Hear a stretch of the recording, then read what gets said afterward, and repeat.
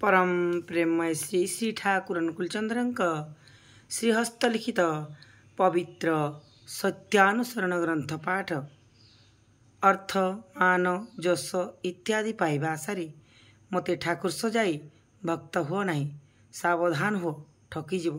तुमर ठाकुरत्व जाग्रत नहेले केही तुमर केन्द्र भी नहंती, ठाकुर भी नहंती, फांकी देले ताहा ही पाइब। तुमर तुमे अन्य निकटरू जेपरी पाइबाकू इच्छा कर, अपरकू मध्य सेहीपरि देबाकू चेष्टा कर। एपरि बुझी चली पारिले ही यथेष्ट। आपे आपे समस्ते तुमको पसंद करिबे, भल पाइबे। निजे ठीक रही समस्तंकु सद्भाव रे खुशी करिबाकू चेष्टा कर।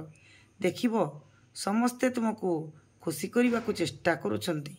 सावधान, निजत्व हराई काहारी को खुशी करिबाकू जाओ नहीं, ताहेले तुमर दुर्गतिर सीमा रहिबो नहीं।